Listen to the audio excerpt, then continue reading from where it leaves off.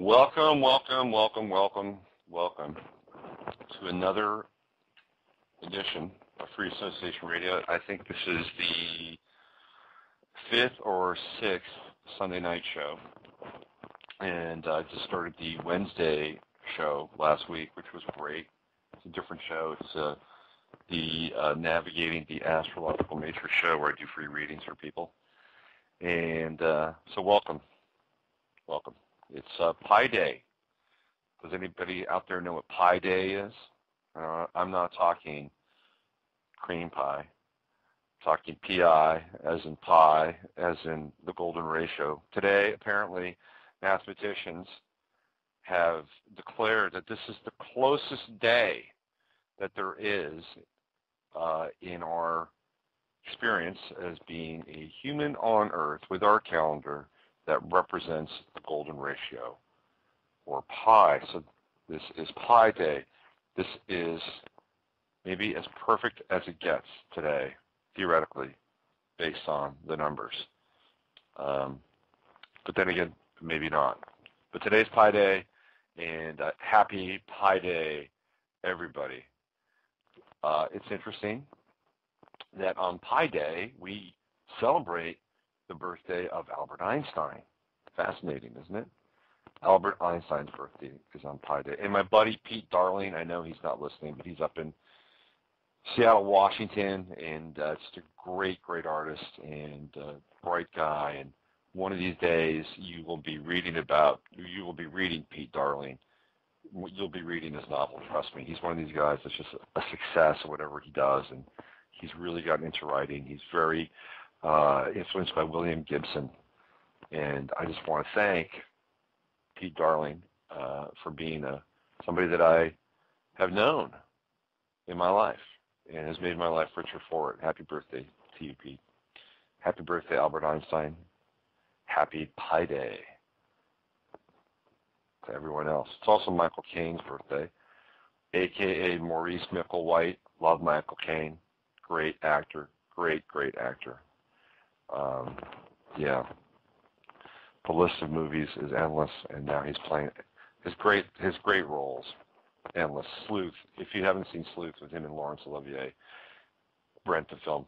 Do not stop. Do not pass go. Stop. Get the film. Go to Amazon. Whatever. Just get Sleuth. Watch it. Netflix. It's great. And now he's playing Albert the Butler. There's something kind of humiliating, I think, about Michael Caine playing Albert the Butler. I don't know. It doesn't work now. So, yeah. Albert Einstein, happy birthday.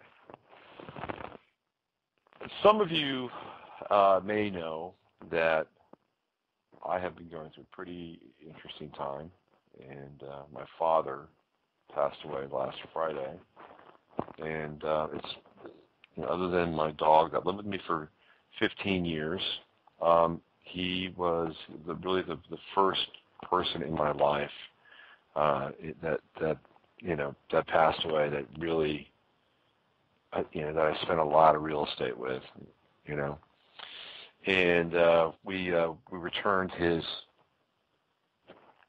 remains to the ocean yesterday, and it was a really powerful and intense and strange experience on so many levels, which I don't want to get into in such granular fashion. But yeah, it's two things came out of this, two sayings for me. Death is taxing. It is really taxing. I mean, there are so many spoken and unspoken obligations and things that the people that are still around that need to do in order to facilitate the organizational aspect, the logistical aspect of somebody passing away. And there's just a lot of details. And then there's the more subtle details of being able to hold space for people. People are close to you, people that you haven't met, you haven't seen in 10 years, but you knew that that they were a part of the person passed away, their life, and to really truly hold space. There's a lot of energy that goes into managing somebody's departure from this world, this plane. And so death is taxing, and death is a trip. Death is a trip. It is really a trip.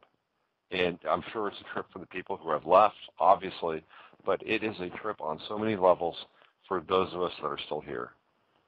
And anybody who's gone through it, I know at least one person who is out there, Sarah Nash, if you're listening, I know for you, the cosmic hooker, that you know what I'm talking about in your own way.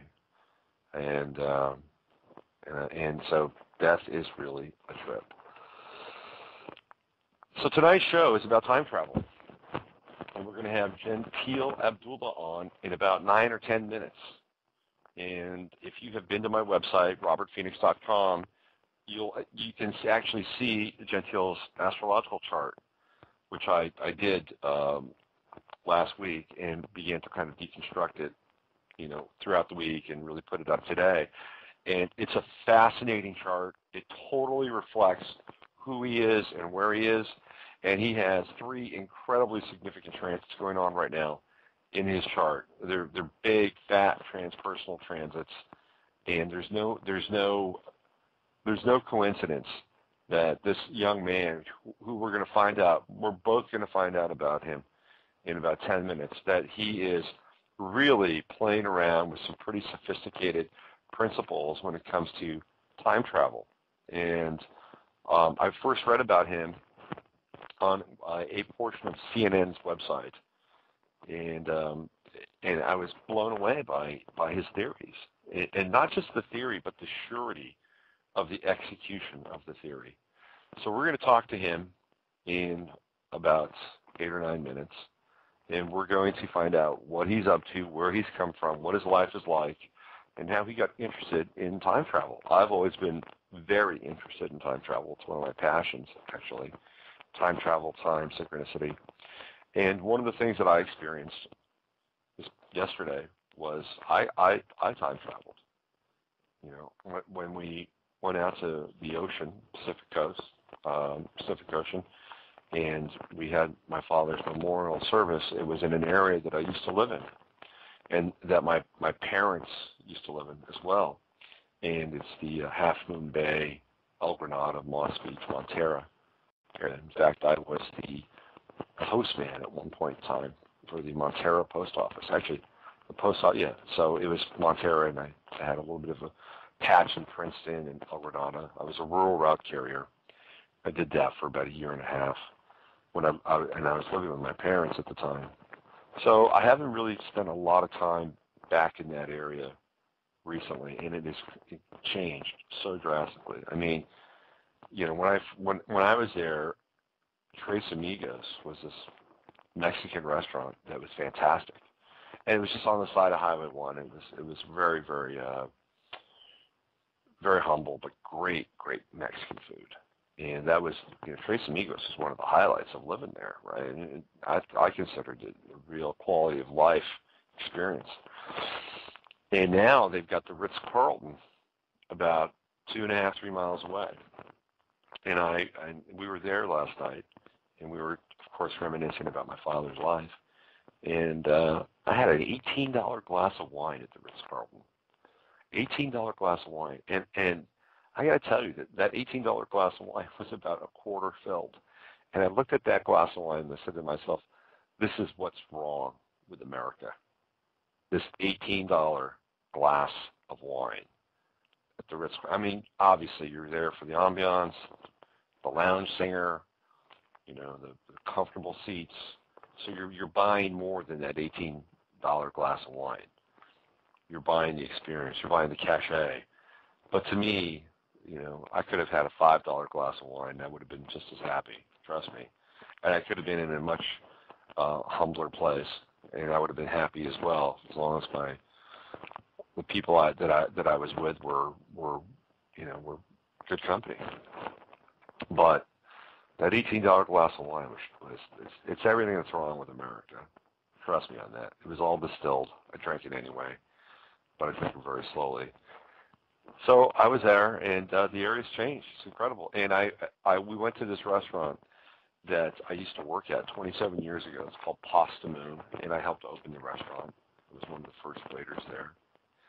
And in a past life, and the owner of the restaurant was Kim Shankman. I don't think she's Kim Shankman anymore, but she's Kim. And she still owns the restaurant, and that's where we went after our odyssey out to the Pacific Ocean. And I hadn't seen Kim in about 10 years, and she looked terrific. She absolutely terrific. The restaurant had changed tremendously. It expanded. So for me, it was like traveling into the future. When you don't see anybody for quite a while, it feels like you've time traveled. It's a really interesting experience. And I just want to thank Kim. I know she's not listening to this, but if there's anybody out there that's ever been to Pasta Moon and you happen to go there, you can tell Kim that I said thank you. It was a wonderful experience, and my family truly, truly enjoyed it. So we should have Gentill on in about 4 or 5 minutes. I want to talk very briefly on a news item that is, it should be grabbing headlines. We're in a very interesting news cycle. Very interesting news cycle. There are 3 things that are going on in the news cycle right now. Number 1, there's drama with Israel. Big drama with Israel. Obama has come out and he made a statement basically saying no more settlements. No more settlements in the West Bank. And that's the first really declarative position by any U.S. president since John F. Kennedy. Jimmy Carter, of course, or the clone of Jimmy Carter, was very proactive in starting the Camp David Accord, which was just absolutely trounced on by Menachem Begin, and didn't work out too well for Anwar Sadat either.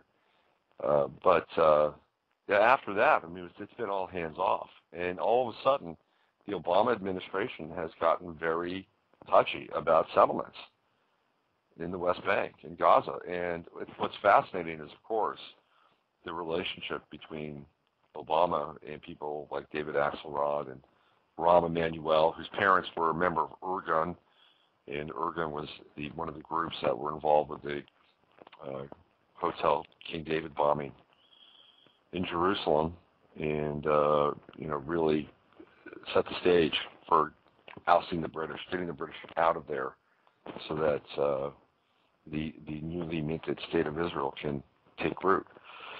So there's that storyline that's happening, taking place. There's healthcare, and healthcare is going to hit a fever pitch this week. Nancy Pelosi has basically said there will be no public option, zero. They're desperately trying to run healthcare through. If they don't get it through this week, the Obama legacy will be tarnished in a significant way, very significant way. And I'm not a fan of the healthcare program. I'm not. I think all healthcare should be free. I think it should be subsidized. We spend so much money on the military-industrial complex and supporting, puppet governments and banana republics and, our good friends in the Middle East. And I think if we took that money home, brought it home, and stopped giving it away, stopped bailing out the likes of AIG and Lehman Brothers, and we'd have plenty of money to take care of everybody in the United States who is ill. And if we were really, really smart, we would force these people to not just think about the affordability of healthcare, but what healthcare actually is. To me, that's the most shocking thing about this debate. The debate is not about should we or shouldn't we, public or no public. It's what about the quality of the care? We have been in a stranglehold with the allopathic model since the 1940s. And the AMA and the FDA have tag teamed on just about any alternative option in terms of naturopathic or naturopathic medicine. So that's going to be a big story this week. Keep your eyes on that. And of course, there's another story that's breaking right now, and it's this 2,200-page report that's come out about Lehman. And it clearly demonstrates that what Lehman was doing was so egregious, so utterly egregious, and that the SEC and the Fed, they were all in on it. I think Gentill is on the other line, but I just want to finish the story very quickly. What Lehman Brothers was doing was they had these assets, which really, I mean, it's oxymoronic. They weren't assets. They were debits because they were bad assets. They were toxic debt. And what they would do is they would essentially go to a pawnbroker and give them these assets and get money based on the assets, large sums of money, and they would have about a week to pay those assets off. That's usually what the term is for this exchange, and it is a common business practice, believe it or not. And what Lehman was doing was Lehman was claiming that money as profit. They're putting it on their profit line, and they would do this before the end of every quarter. So they would basically trade these junk assets in for pure profit and claim it. And they did this until they could no longer sustain it. It's kind of like Bernie Madoff. Same thing. You know, it's all Ponzi. It's all a Ponzi scheme. And what's happened? We have had to bail out Lehman Brothers. This 2,200-page report is going to make waves. And what happens when something like this comes out? Other things get really noisy. Now we're going to have the Israeli noise. Now we're going to have the healthcare noise, and the noise just might, bury, but doubtful, bury the din of what happened with Lehman. Keep your eyes on Glenn Beck. I'm not a Glenn Beck fan. I think Glenn Beck is totally controlled opposition. But keep your eyes on him. He's kind of a canary in the coal mine. If he stays away from it, then you should pay attention. Wherever Glenn Beck goes, go in the opposite direction, generally speaking. He'll give you enough truth that you can say, oh, wow, Glenn Beck makes some sense here. But when it comes down to the real nuts and bolts issues, Glenn Beck is nowhere to be found. In fact, he's kind of ushering you in the other direction. Talk to Glenn Beck about 9/11 and see what he has to say. So let's go over here and see if our new friend Gentill Abdullah is on the line, and we can begin to get into his timeline. Hi, this is Robert. Is this Gentill? Yes. Yes, it is. Hey, how are you? Welcome to the show. Hello. How are you? I'm good. Good. So this is the first time that you and I have spoken. We've exchanged a few emails, and I'm going to be learning as much about you right now as everybody else that's listening to this, and I'm looking forward to our conversation and finding out more about how you discovered some of these principles and became interested in time travel. But I'd like to sort of start kind of like who you are, start with who you are, where you come from, and where you live, and just kind of give people a bit of some background about your life up to the first 13 years of it as you've lived it. Well, I was originally born in Africa. I came to Houston, Texas when I was about 2. Mm-hmm. So when I was 1. I first started thinking about time travel while I was watching a lot of science fiction about it before. Then I got interested in the real science behind everything. Mm-hmm. So I used to start watching The Universe on History Channel. Right. I started watching it from the beginning. Mm-hmm. That pretty much got my interest up. And then I started thinking about the problems that they had on there, and the solutions that could be done. Right. So I started on time travel in the summer. This past summer? researching and researching and researching a lot more about it. Right. First, I started with Einstein's equations. Like, the one I heard a lot was E equals mc squared. Right. I really didn't know what it meant before I did my research. But after I did it, I learned a lot more about Einstein than I had before. Right. Then I started researching more and more and more about time travel. Right. I did read the book Physics of the Impossible by Michio Kaku, which I thought was good. Yep. I also read the book How to Build a Time Machine by Paul Davies. Right.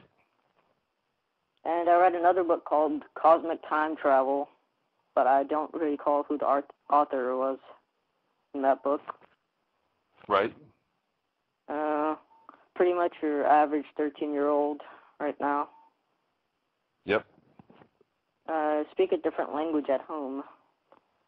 So you were born in Addis Ababa, right? Yes. Yep. And so at home, do you speak? What dialect do you speak at home? My dad speaks Oromia. But both my dad and my mom and me and my brothers and sister speak Amharic. Interesting.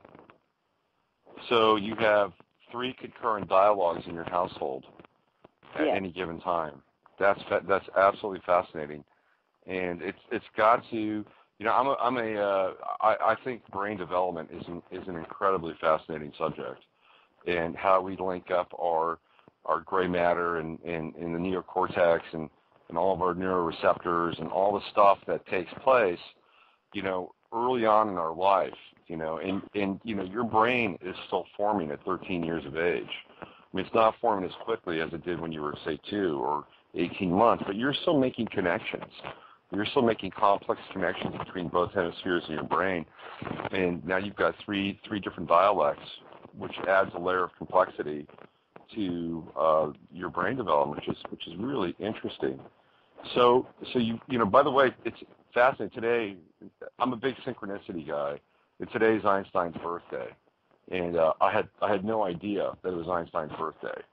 And now here you are, you're on the show. We're talking about time travel. Today is also Pi Day, and apparently it is the closest day to the golden mean or the golden ratio that exists with our Gregorian calendar. So I find it really fascinating that here I am. I'm talking with you. You're a young man, obviously very bright. He's come up with some pretty interesting ideas, influenced by Einstein initially, and it's Einstein's birthday. So we are in synchronistic synchrony, so to speak, with what's going on with you. So now you've read some pretty interesting books at a pretty young age. I mean, let's be honest with this. I mean, most 12-year-olds are not reading Michio Kaku. I mean, most 12-year-olds are sitting playing with their DS or trying to get music off of Pirate Bay or whatever else they're trying to get off of there. And you're into some pretty interesting and pretty complex stuff. What are your brothers and sisters like? Are they similar to you? Yeah, my sister is pretty smart. She goes to a medical school. She studies stuff about the human brain. I don't really pay attention to it that much, though. It's not really not really part of my interests. That's not your thing. My little brothers like to play basketball. That's pretty much what they do. I like to draw, as my little brother does, as just one of them does. Right.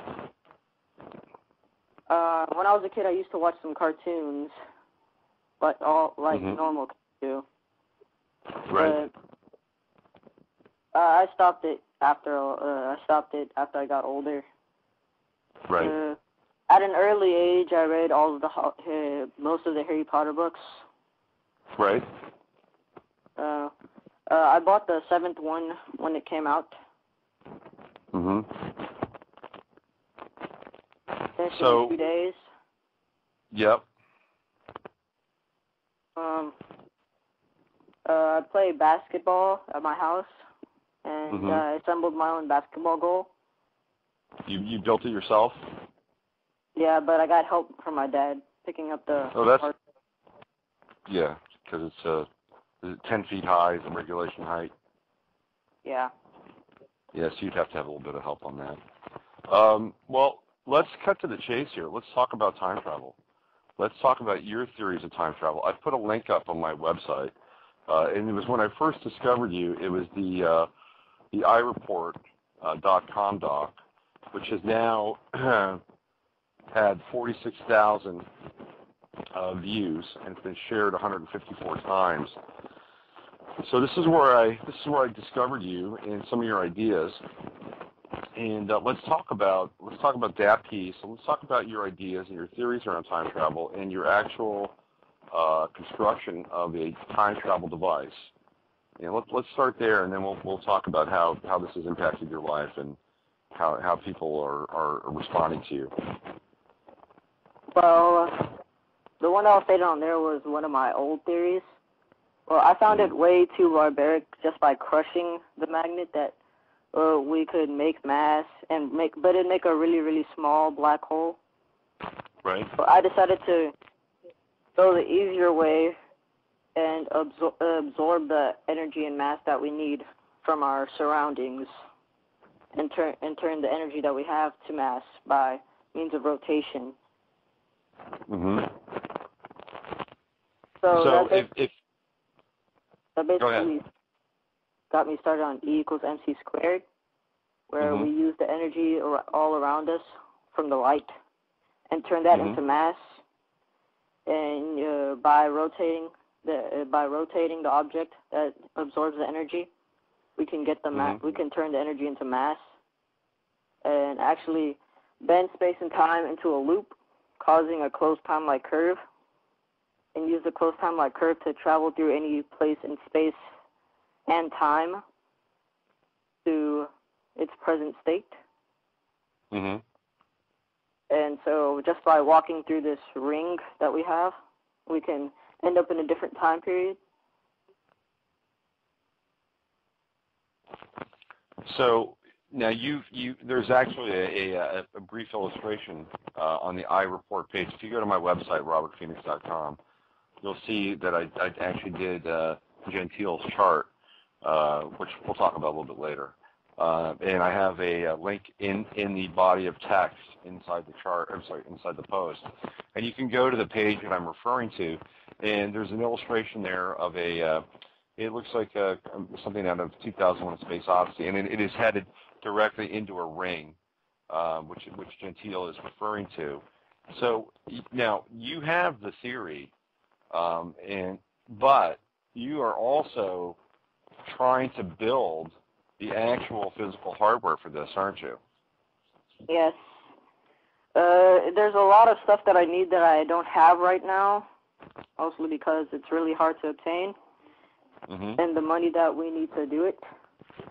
Right. I talked with John Hutchinson a few days ago. Yeah. On a Saturday, got interviewed by him. We were talking mostly about time travel and frame dragging. Right. And Einstein. And I was also thinking about a machine that is powered by gravity. And as well as that, an anti-gravity machine, a machine that can balance out the gravity from a planet and make the gravity in a room become close to zero, where you don't have any gravity. So we're talking 0 point. Another gravitational pull at the ceiling of a room, increasing it as to where it's exactly the same as Earth's. So you tend to float upward because of the no gravity zone inside there, kind of like an anti-gravity chamber, if you will. Right. So this is a gravity machine, machine that's powered by gravity. It uses the repulsion force of magnets as well as gravity to push one magnet down, and all the magnets are in a series. So when one gets pushed down, the other one comes and goes down with it, and then all of them just keep spinning and spinning and spinning. Mm-hmm. And what I thought, it didn't just stop spinning.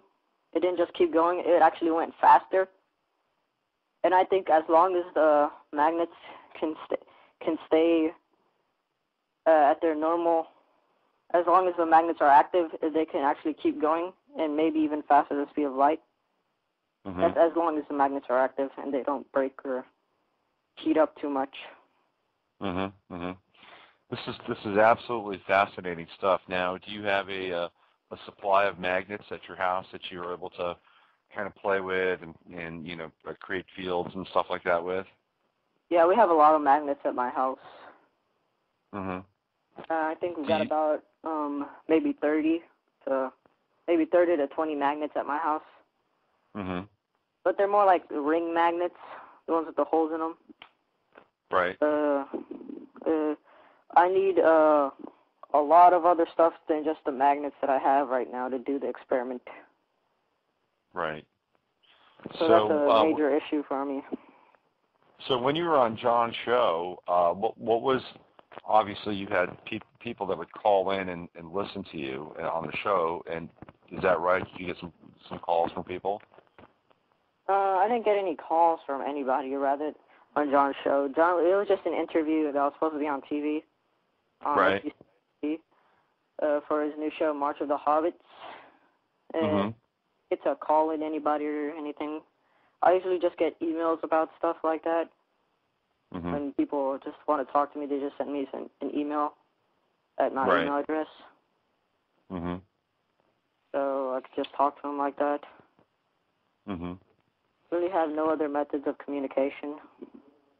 Yeah. So, what has been the experience in your household with what you're doing and some of the things that are happening for you in terms of, like, my wanting to talk to you or John wanting to talk to you? How's your family handling this? Do they think it's cool?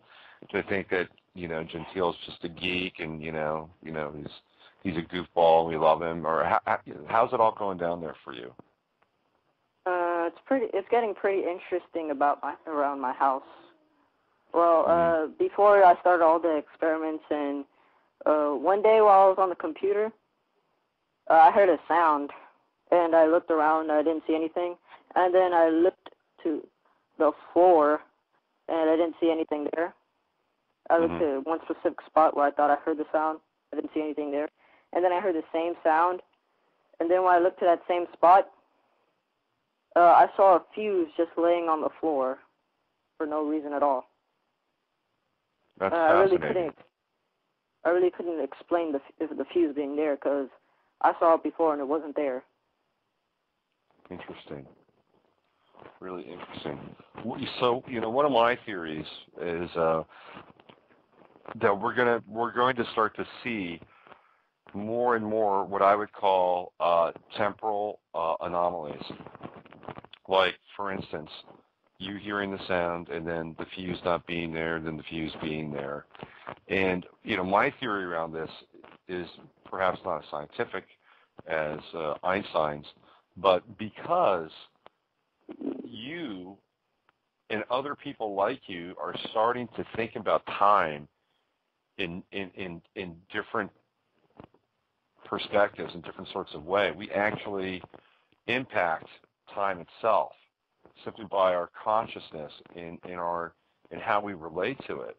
And not only that, from just a kind of a collective point of view, but you also have the Hadron Collider, which is I guess been turned off. I think last week they turned it off. And are you familiar with John Titor at all, by any chance? Yes, I've heard of John Titor before. Wasn't he some guy who claims he was from the year 2036 or around that time? Said he was a time. Right. So John Titor, the fascinating thing about John Titor, I mean, there's some people who think it's a complete hoax. But he had, if it is a hoax, he has some very sophisticated information about CERN. He was talking about CERN in ways that people at that time didn't really know about or understand about CERN. So, maybe he was somebody that actually, was working on CERN and decided to have a good laugh on everybody. Or maybe, John Titor's story is real. But he was talking about CERN and how it was CERN that really led to this experience of time travel. And I think if you kind of go into what Titor is talking about in terms of what happened with CERN, it's a very similar theory to what you're talking about, which is the compression of a black hole. And as a result of that, they realized that they could send things through time and space. And as a result of this, the technology moved forward in time, while on this timeline, things got pretty ragged and, kind of fell apart at the seams. But they never lost touch with their experiments and what they discovered at CERN, and so as a result of that, Titor was able to come back through time. But if you actually get into what he's talking about, and if you track this down, I think you'll find that how he was describing time travel with the development of CERN is very close to what you're actually talking about as well. So, based on CERN and what we're CERN is affecting, the Hadron Collider has been affecting time simply because it has been, they've been bending the time-space curve of the Hadron Collider. They're searching for the God particle. So it is affecting our temporal awareness. So therefore, we would think differently about time, and it would influence people that are open to that, people like you, who obviously have a keen mind and a desire to really understand the subject. This is really fascinating stuff. Are you a fan of time travel movies? Are you into time travel films? Yeah, I've seen some time travel movies. I saw Back to the Future. I only saw the first and second one. I haven't seen the third one yet. Right. I want to see that one. Then I saw. I didn't see. I heard about the time traveler's wife, but it's not really a real kind of time traveler's movie that I like. So I didn't want to watch it. I did see a movie called Minutemen on Disney Channel.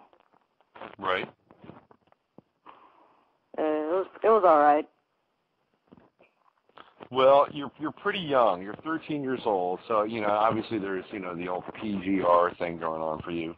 But a classic time travel movie is 12 Monkeys, which was directed by Terry Gilliam. And when you get old enough, you should check that out because it's a remake of a film called La Jetée, which was shot with just nothing but slides, and the slides were a montage. And it's the story of a man who comes back from the future into the present in order to bring, in some ways like John Titor, bring something back into the future to save their world, which is a very different place than the world that we know. But I think you would like that movie a lot. And there's another film called The Navigator, which takes place in the Middle Ages, just during the plague. Actually, it's pre 1200s, and I'm sorry, 1300s, and it's a time travel movie from that period, moving forward into our time.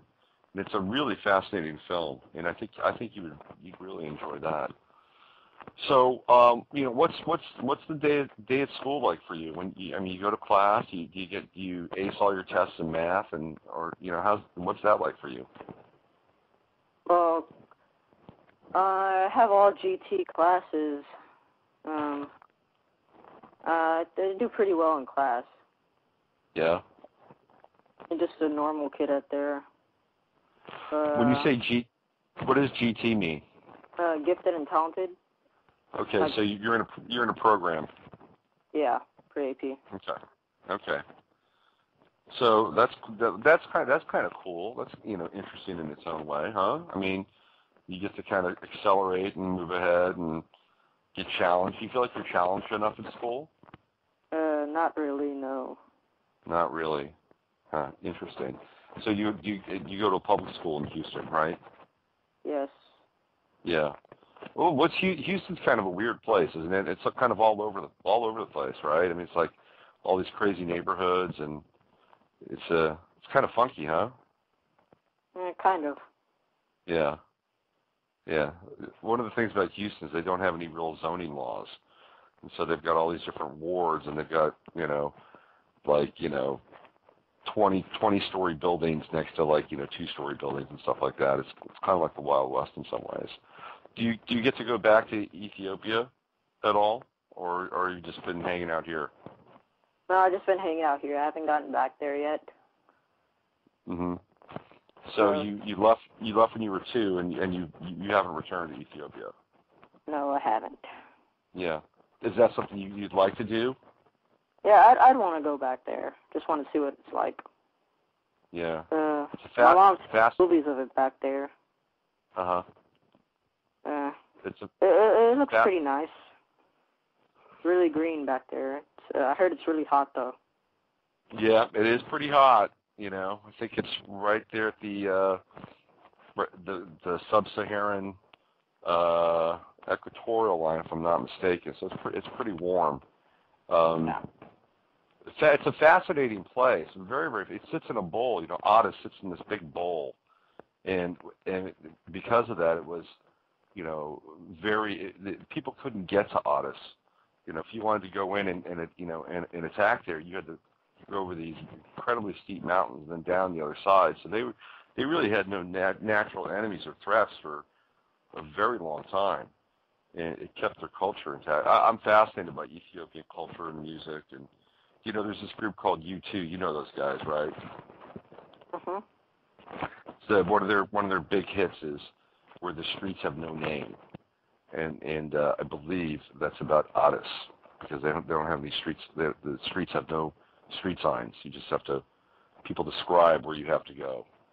So I hope you get back there one of these days and are able to experience what I think is probably a pretty magical place. And I think there's this theory that Haile Selassie is related to David, right? He's like a descendant of David.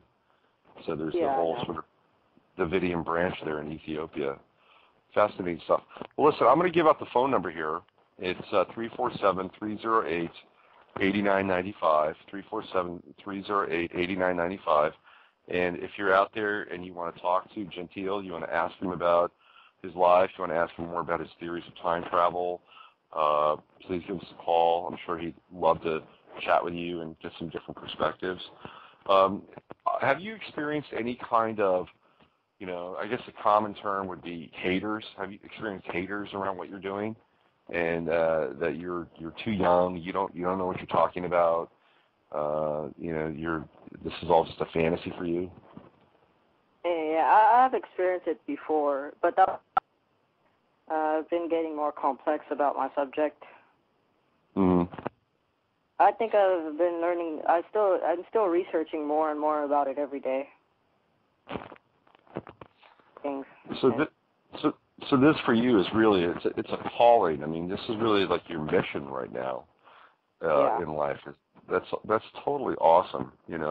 One of the things that I on my blog that I've talked about is, and this is prior to me discovering the information about you, is I really got the sense that we were going to start to see this proliferation of brilliance in young people, and at a pretty a pretty wide swath at a planetary level.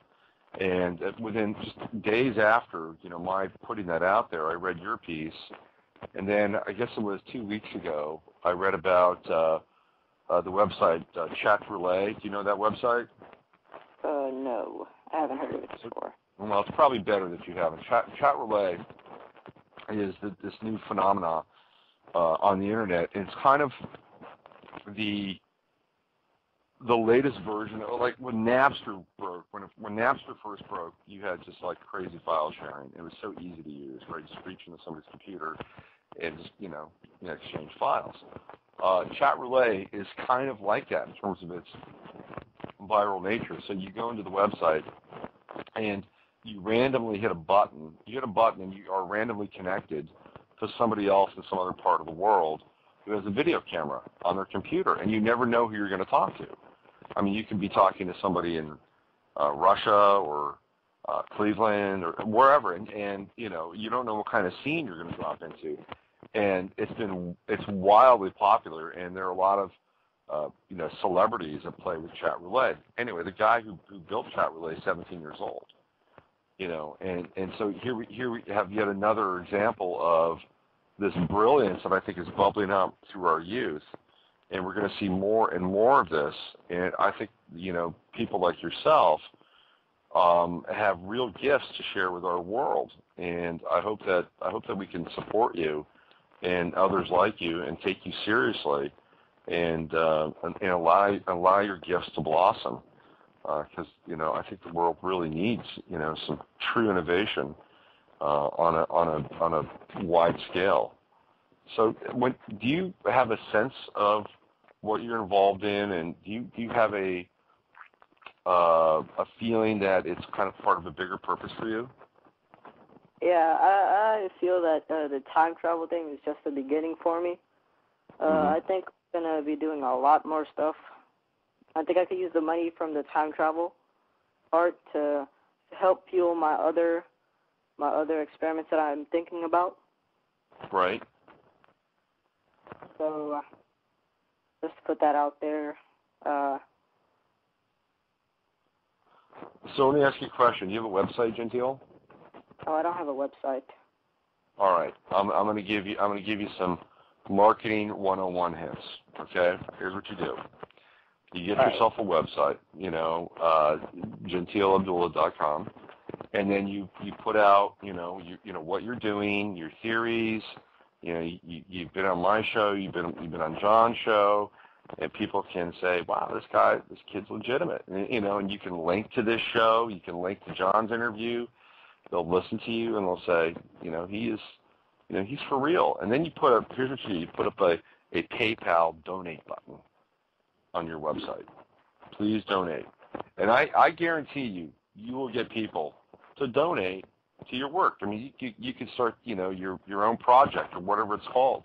And then what you do is you're going to get email addresses for people to donate to you, and you can send out newsletters. You can give them updates and tell them what you're working on. This is what your money has purchased. And I think I think you'd be very surprised at how supportive people can and would be for you if you went down that path. So it's just a suggestion. You can do whatever you want with it, but you know, I think it could work out for you if you decided to do that. I might try. Okay. You know, so we got somebody on the phone here who wants to talk to you. You want to talk to them? Okay. Okay. Here we go.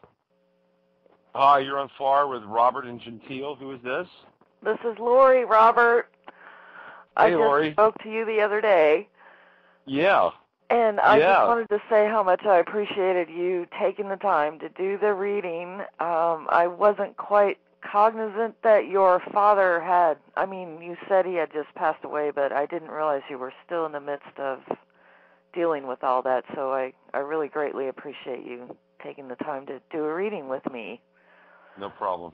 And I'm Gentill, very intrigued with you, and I first want to say, bravo to you and keep it up, and anything you need, support-wise. I think Robert's idea of putting up a website, put your ideas out there and ask for help, because you never know. There may be someone out here, lots of people out here willing to support you, and I just think that's fantastic.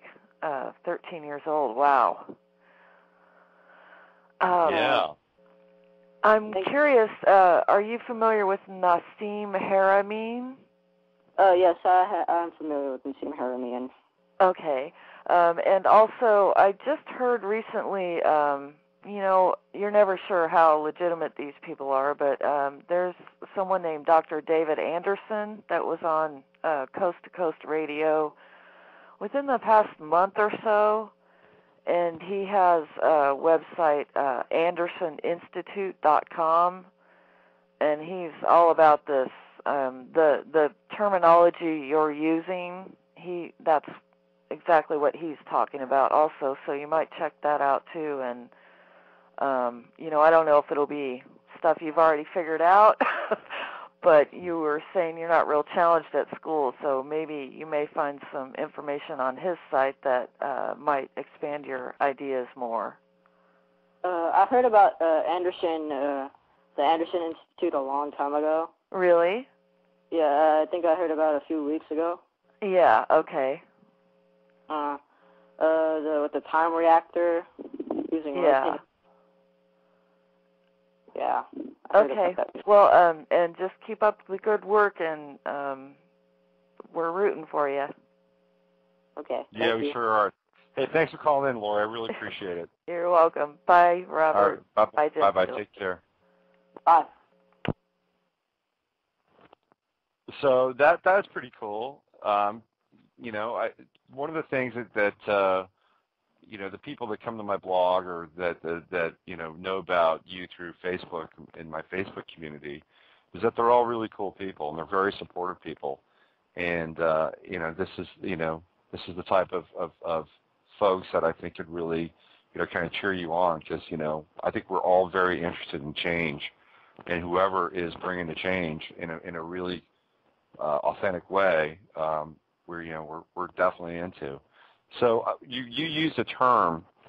This is fascinating. You said, I've known about the Anderson Institute for a long time now, and then you said a couple of weeks ago. And I thought to myself, well, okay, maybe a couple of weeks is a long time for him. What is your perception of time?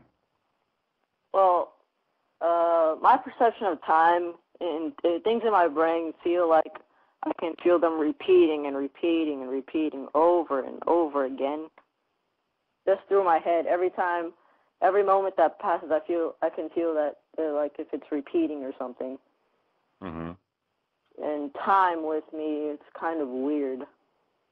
I had always wondered about time when I was a kid, just thinking about when it happened and how it happened, and what would, and if I talked to my younger self, how would they feel about me doing this right now, or if it was like 3 months ago, would I have ever known that this was going to happen, or stuff like that? That's no time. So you're engaging in a fluid dialogue with your past selves through time. Yeah, pretty much. That's fascinating stuff. I do something similar. I go into the future. This is just something I do. If I want to make a decision or I want to feel like if there's a right course of action, I go into the future to see how that feels. And if it feels right, then I move towards it. If it doesn't feel right, then I tend to steer away from it.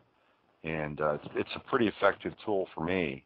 What about your future self? Do you have any sense or dialogue about a future self that you're could be inhabiting or sharing with? Well, before I make a decision, I usually work out what happens if I do this or if I do that, or like not just what happens now, what could happen a month from now or maybe a year from now, or just going further and further and seeing what I think is going to happen. Right. And sometimes I have dreams where I actually see what happens, but I don't notice it until right before the moment happens, like the memory. I feel memories of the future in my dreams. Mm-hmm. Kind of like deja vu or something. Right. Where I know what's going to happen, but I don't know when it's going to happen. Uh-huh. Like if I was playing basketball with my brothers, I could have a dream maybe a year or 3 years before, and have a dream of that before it happened, 3 years before it happened, but not remember the dream until about maybe a few seconds until before it happens. Right. Yeah, that's interesting stuff. We have somebody else who wants to talk to you. Let's see who they are and what they'd like to ask you. Okay. Yep. Hi, you're on Free Association with Robert and Gentill. Who's this? This is Sarah Nash. Ah, Sarah, how are you? I'm doing well. Thanks for asking. This is a great show. Yeah, it's pretty cool, huh? Good stuff. Well, it really is. You know, I have 3 kids of my own, and when I listen to somebody like Gentill, I have a couple of questions, such as, and I apologize because I didn't hear the beginning of the show, so if this is redundant, just tell me to, you know, to download it and listen to it later, but I'm curious as to what his religious upbringing is. Well, I was brought about as a Muslim. All my parents are Muslims. I have 1 mom and 1 dad. Okay, thank you. How does your religious are you a practicing Muslim? Yes, I'm a practicing Muslim. Okay, so how does your religion and your philosophy about time, how does that work together, or how doesn't it work together?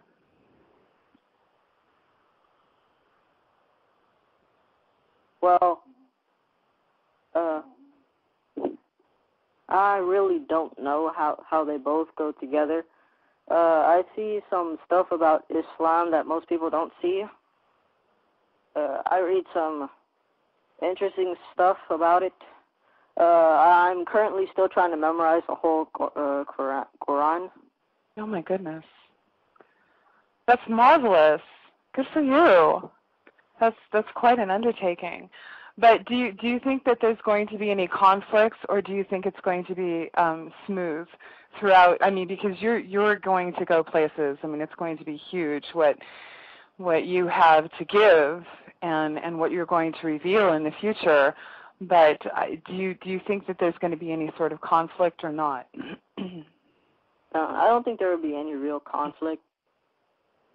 I think people might be surprised that people that haven't heard about me before might be surprised when when I believe the machine works. Mm-hmm. And I think they'll be really, really surprised when it does. For those who haven't heard, or for those who just don't think I'm right. Okay. Do you play video games at all? I haven't played video games in about a month right now. Okay. A month or maybe 2 months. What do you do when you're trying to just zone out? And I know that this is going to sound ridiculous, but I mean, you know, we're not all on the same page with you. We don't all have the intelligence that you do. But what is it that you do when you're trying to just settle down and not think about something? Where do you go in your mind?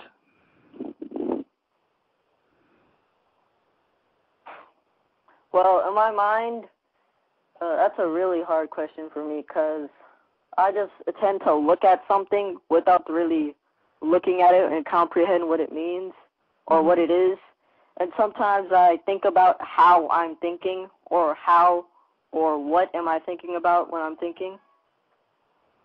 And I also wonder, why was I chosen for this body, or who am I? Really, when I really ask myself, who am I? And how can I see all the things that other people see? And I still wonder how humanity has gotten this far. Give me an example. When you say, I wonder how humanity has gotten this far, what do you mean? Like how there are humans in front of me, and how has everything led up to this point, and why am I doing this? Or how am I doing this more? Okay. And how did this all start? Do you think that your religion and the philosophy behind your religion will give you a good handle on that? Yes, I really do. Okay. I was going to say, because you've got a great foundation there. You really do. And I think it's going to assist you in the future. I'm just curious what a 13-year-old genius thinks about in his quieter moments. What kind of social life do you have? I'm just curious. I talk with some of my friends a lot at school. They sometimes talk to me about time travel or if they have any questions, I usually just answer them for them. Can you give us an example? Well, one time a friend of mine, he asked me about 2012. He asked me some questions about 2012 and if the world is going to end or not. Mhm. I thought about the possibilities that it might end. I don't think it's going to end, but it might, because I don't really know when it's going to end or when it isn't. He talked to me about an alignment. He said that the planets are going to align, and then I had to correct him and say that the galaxy, the black hole at the center of our sun at the center of our galaxy is going to align with our sun. That's what I told him. And that's going to happen in 2012, or? Yeah, that's what I was telling him. And there was a book that I read quite some time ago, and it was funny about time, 2 weeks versus 5 years or 10 years, but it was called Black Holes and Time Warps. And what is your perception as far as a black hole and its influence on time? Well, black holes really warp space-time, the space-time continuum.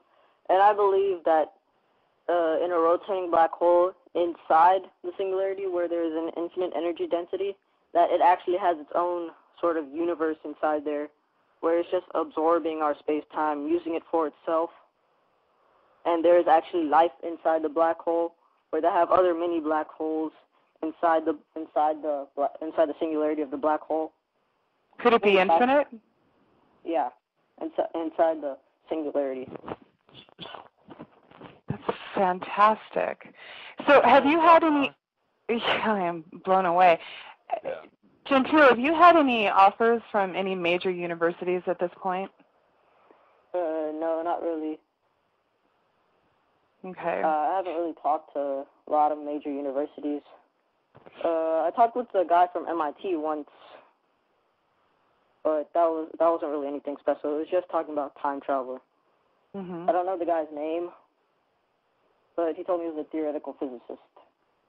That's fantastic. Well, good luck to you, honey. And there are so many of us out here who are rooting for you. And Robert's right. A lot of us are going to rally around you and make sure you get from point A to point B. Thanks for the chance to chat. I'd like to say that my mentors and teachers, brothers and sisters of Islam in the Ethiopian community also support me. That's fantastic. We're rooting for you. Yeah, for sure. Sarah, thanks for calling in, and Thank you. You and I need to catch up sometime outside of this space. It's been too long since we talked. Absolutely. Yeah. All right, well, you take care, okay? Okay, rock on, Robert. All right, bye-bye. Bye-bye. Bye. So there you go. There's another, person that's part of, my circle, and I think they're representative of a much larger circle that are very receptive to the ideas that you're talking about. Have you reached out to Nassim yet? Have you had any contact with him? I haven't had any contact with Nassim. What really interested me when he was talking about mini black holes was the part where there were black holes inside the atoms. Inside the smallest part of an atom, there's a black hole, a really small black hole. Right. And then I thought it helped me with my conclusion that inside the black hole singularity, that there might be another universe. So I thought that was pretty interesting with Nassim. So there was some corroborating information, like he was able to help you flesh out some of your own thoughts that you've been developing along these lines. Is that right?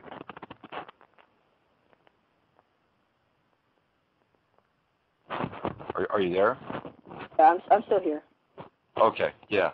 So Nassim is a great guy. He's a great guy, and I think I heard him about a month ago on Coast to Coast, a month and a half ago, and it had been a while since I'd listened to, you know, his project, the Resonance Project, and he has these things, I think they're called ambassadorships, you know, that people actually study with Nassim, and they spend, I think, about a 4 or 5 day period with him, and they learn basically, you know, what he is attempting to share with the world. And then they go out and then they teach what Nassim has been working on. It's really fascinating, and I would highly encourage you to you know, reach out and meet up with him at some point. And you know, maybe you know, obviously you want to develop along your own lines and your own thoughts, your own concepts and theories. But it might be fascinating for you to be part of one of these 4-day weekends that he has and puts together and kind of downloads everything. I think he'd be very receptive to connecting with you. So we have about another 15 minutes left in the program. The number here is area code 347-308-8995, 347-308-8995. If you have any questions that you want to ask Gentill, call in and ask away. So you have dialogue with your future self, you have dialogue with your past self, and you were, just before Sarah called, we were talking about probabilities. When you think about the future, you're actually working out variables and probabilities. Am I right? Yes, you are. That's how my brain works. Well, that's how a certain brain works. Right. And how many let's say, how many layers or how many iterations of probabilities could you hold simultaneously, do you think? I don't really know how much. I haven't really tried to that extent. Right. But I figure my mind like a beehive, where every little, where each part of my mind is like a little bee going out and doing whatever it needs to do to protect the whole hive. Right. And each bee has a mind of its own, thinking and working what it needs to, working about what it needs to do. That's fascinating. So you have actually have this this image and this connection with your brain, that your brain is multifaceted, and you have all these different functions that are being taken, that are happening simultaneously. That's really interesting stuff. I like that. I love the image of that. You know, bees are really important in Ethiopian culture, and they have this thing. I believe it's honey wine or honey beer that's very popular it's actually in the Christian community of Ethiopia. And are you familiar with this at all by any chance? No, I haven't heard of that part. Yeah, I was really into the music. There's a series of CDs called Ethiopics. Are you familiar with this series of CDs by any chance? I haven't heard of that theory. It's Ethiopics. I think there's about 20 of them now, and they're made by a label in France called Buddha, B-U-D-A, which is actually a word that stems from one of the Ethiopian dialects. And the Ethiopic series starts during the 1950s, and there was an army band that was made up of kind of local Ethiopian players, and Haile Selassie wanted these guys to play better. So what he did is he hired musicians from Italy and countries in Europe to help them with their music. So these guys got trained on, Western scales, but they were also, more traditional, for lack of a better term, Islamic musicians.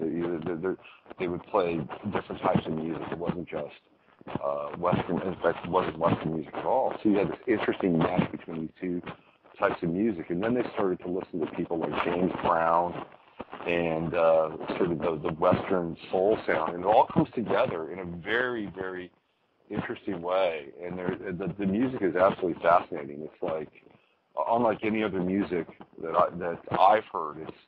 It's funky. It's North African. It's European. So if you ever want to explore part of your culture, check out the Ethiopia series on Buddha. You'll find it to be really, really cool stuff.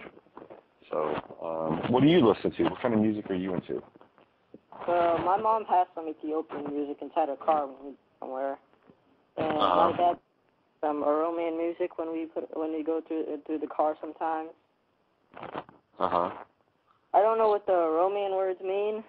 Sometimes I don't know, but sometimes I can catch on. They have some really great songs on there, though. So you listen to their music.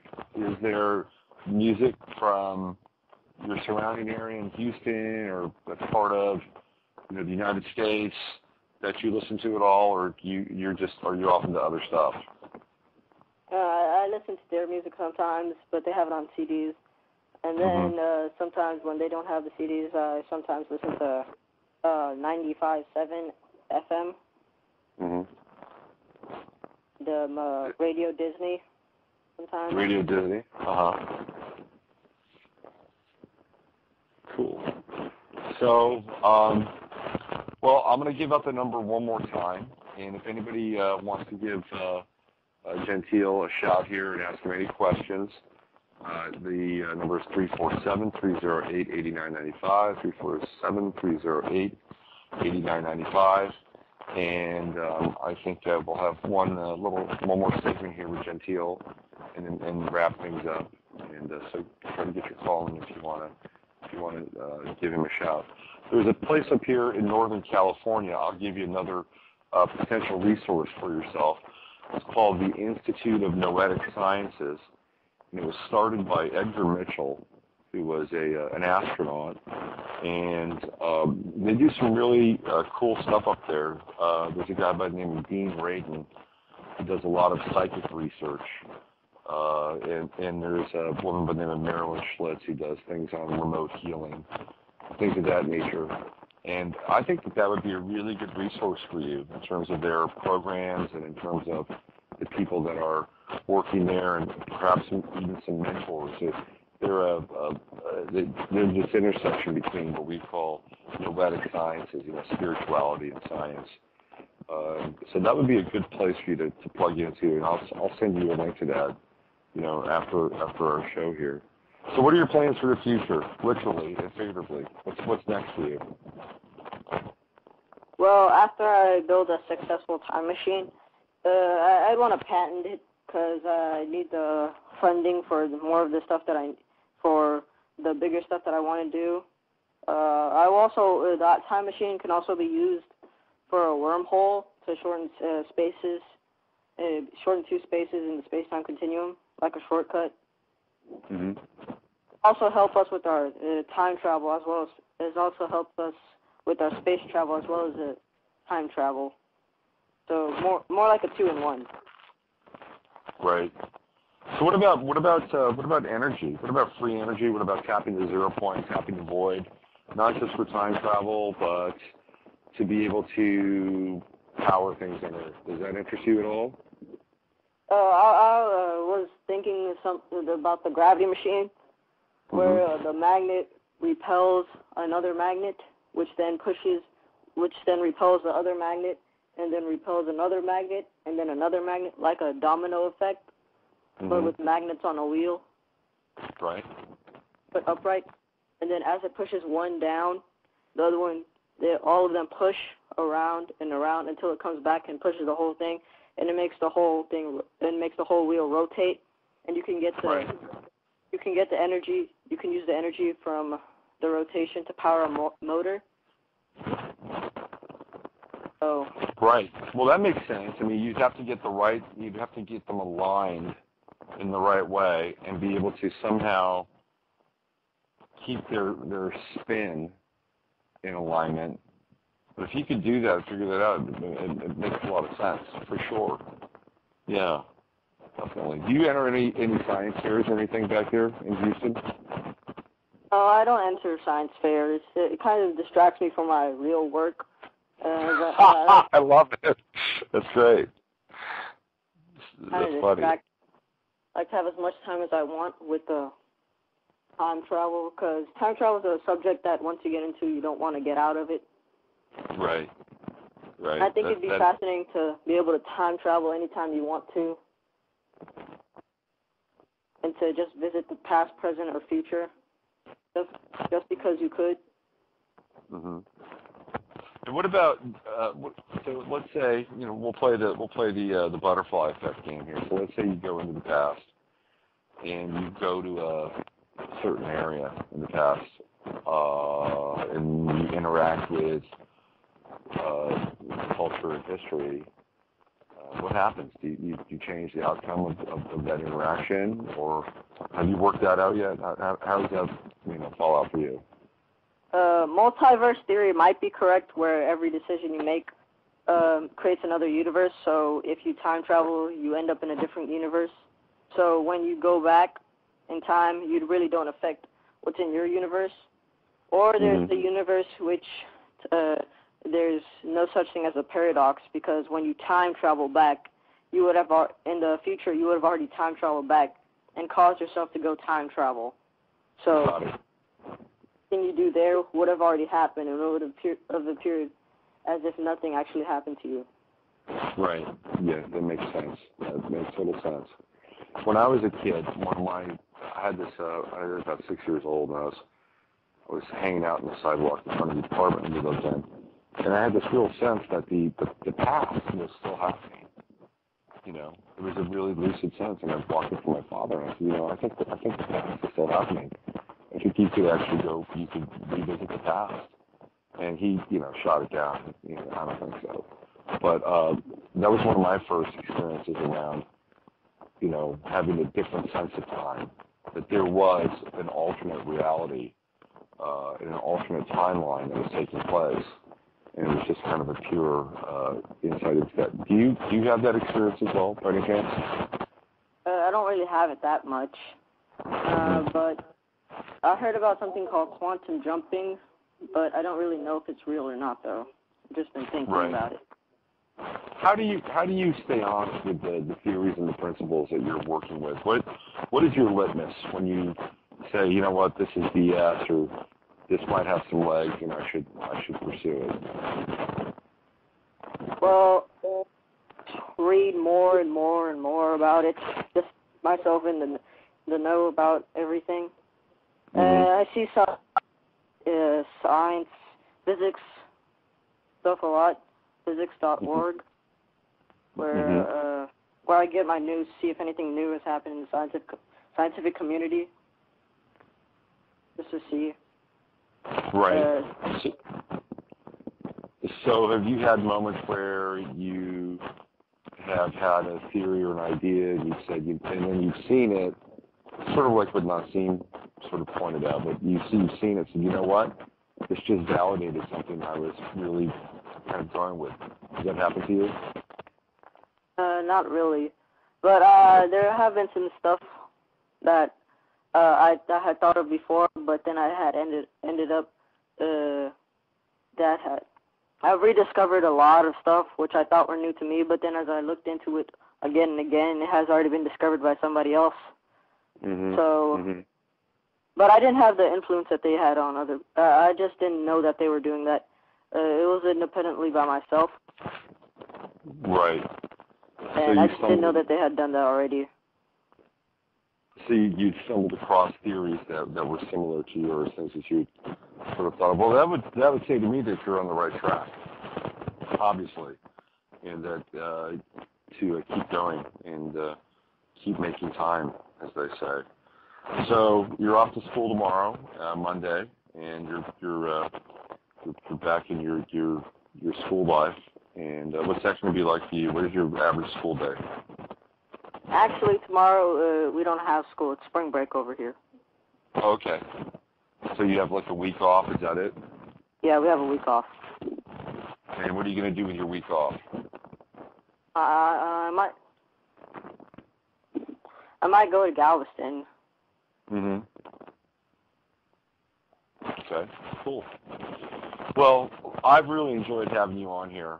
It's been a real delight and a real pleasure speaking with you. And you know, you're a cool young guy, and you're a bright young guy. And like Sarah and Lori said, you know, we're pulling for you. And you know, if there's anything I could ever do to, you know, help you along, you know, send me an email if you need a reference or, you know, want anything having to do with the show. Just reach out to me.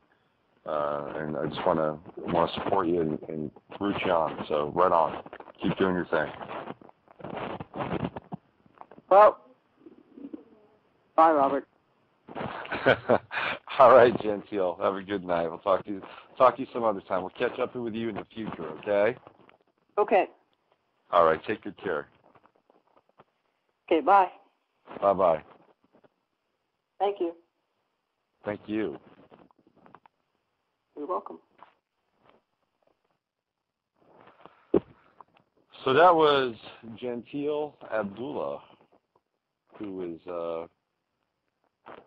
our young time traveler. In some ways, he's certainly. I think he's a time traveler. I think he's from the future. That's my head. I think he's from the future. He doesn't quite know it yet. But that was a really interesting hour and a half with him, and finding out more about him and his ideas, and I think the future looks bright with people like Gentill showing up on our planet. So on my site, robertphoenix.com, you can go there and you can have a look at his chart. He gave me his date of birth and time and all that stuff. And I looked at his chart, and his 12th house is absolutely fascinating. You know, he has a conjunction, a very strong conjunction with Uranus and the moon sitting right on the first house, the ascendant. He's got Uranus conjunct Neptune in the 12th house. He's got a very powerful focal point in the 12th house. And, of course, he's got Pluto and Sagittarius at 1 degree up in the 10th house. So he's going to make a significant impact. His work is going to transform people and the world. And then he's got Mercury conjunct Chiron, very fascinating. Mercury in the 8th, Chiron in the 9th. And I've always felt like the 9th house is a pretty important house when it comes to synchronicity and the ability to have a perspective over time. And he's got Saturn down in the 2nd house, and that's in Aries. And he's going to have some challenges in terms of wanting to move ahead quickly, and Saturn kind of slowing him down in terms of some progress, because Saturn is kind of an anchor, especially as it drives in the 2nd house. But he's got a fascinating chart, and if you're into astrology and you know anything about what I'm referring to, at least right now on a kind of a superficial level or topical level, you'll want to go and check it out. He's got some major transits happening right now too, so there's no coincidence that what we're experiencing with him is part and parcel of his own experience on an astrological level. And we're talking about stars and black holes and suns and galaxies and planets, and it's interesting in terms of how they can commingle. So I am probably going to cut the show a little short tonight, only because I'm exhausted and I'm not feeling all that great. I'll be on for probably about another 5 more minutes. If anybody wants to call up and ask any questions or have any comments about the show, feel free to give me a call, 347-308-8995, and I'll be on for a little while longer. I just wanted to, before Gentill got on the line, I was talking a little bit about the Lehman Brothers experience and why it's important to stay on that, because this 2,200-page report that's come out is a paper trail. It is a pretty significant paper trail that shows exactly what took place during these, for lack of a better term, these credit swaps. And we have an opportunity to hold people accountable.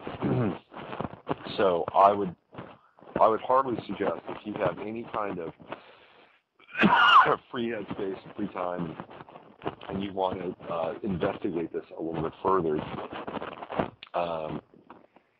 check it out, because it's important. It's important to know about. And some of the people that were involved with this are now part of the administration.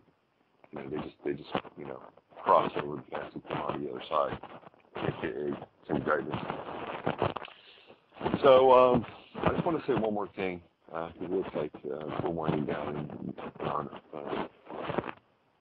any folks on the line right now, so I'll take advantage of the space and the void.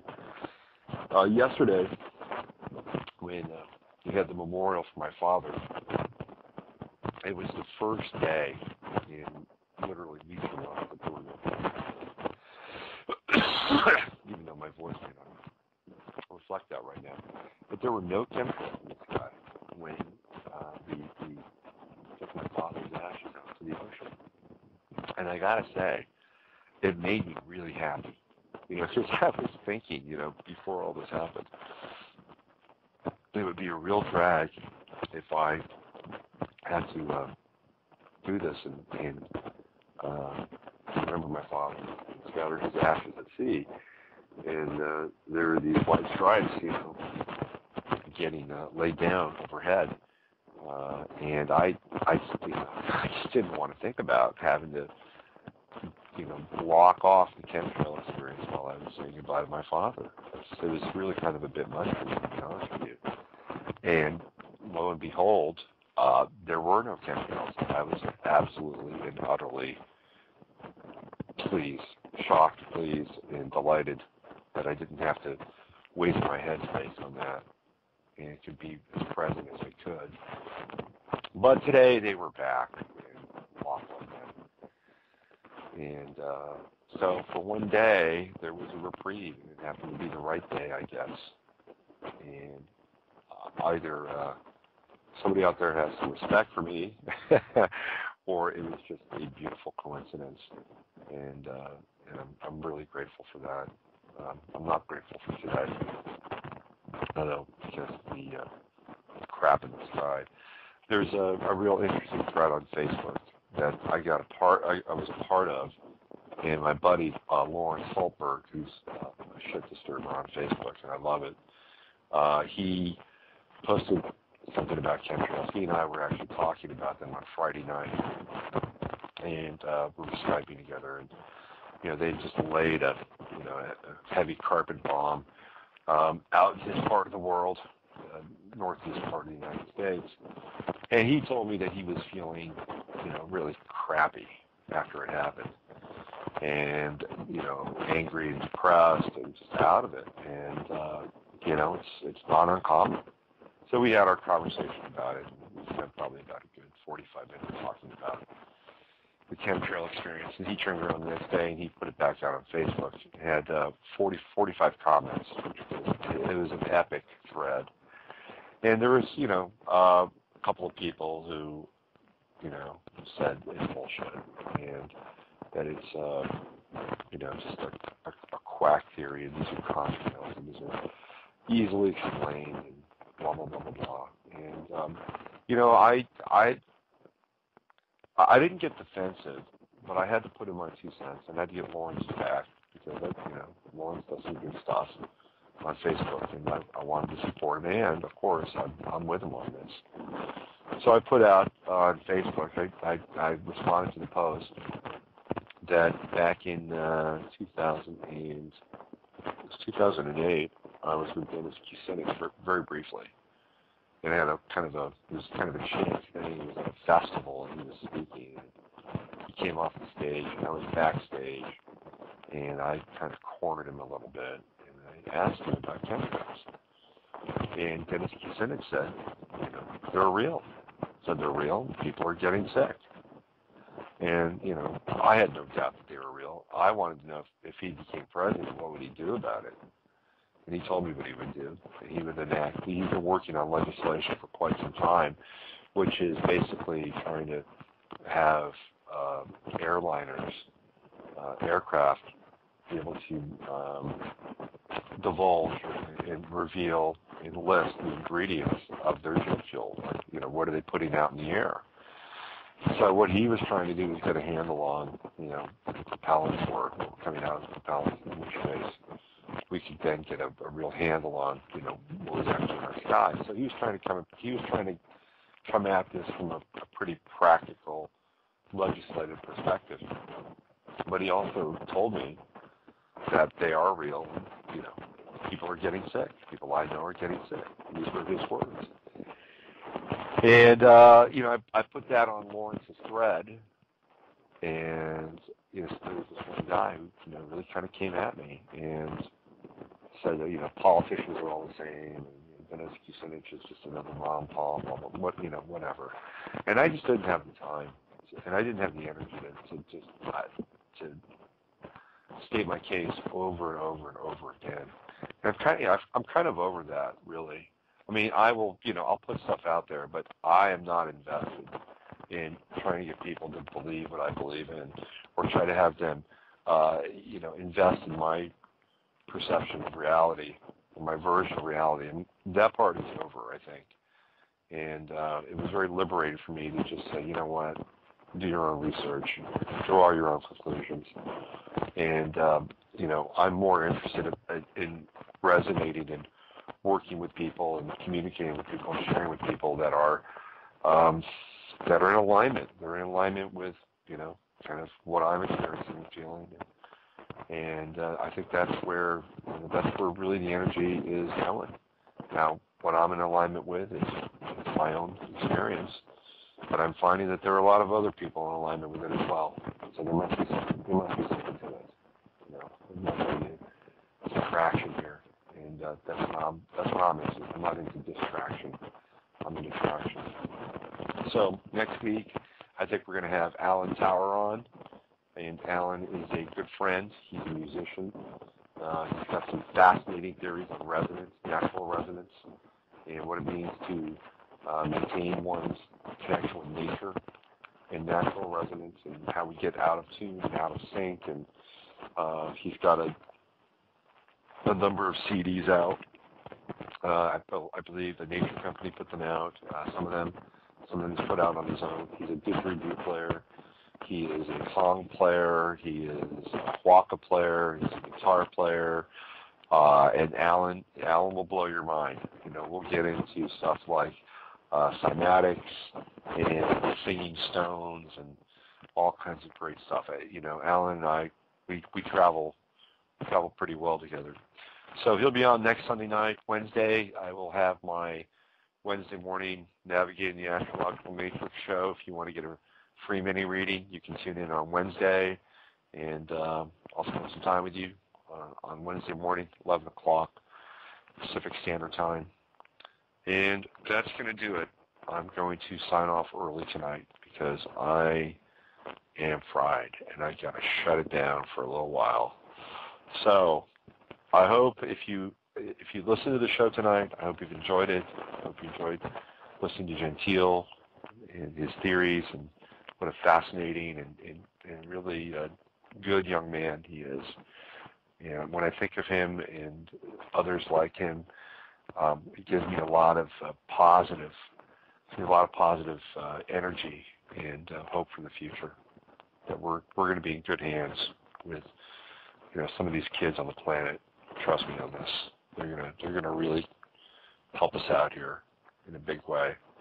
So anyway, thanks for listening, and thanks for spending the time here with us on Free Association Radio. And as always, I will leave you with this. Use your mind to discern what's real, and your heart to stay open to what's possible. Until Wednesday, when we're navigating the astrological matrix, have a great time. See ya.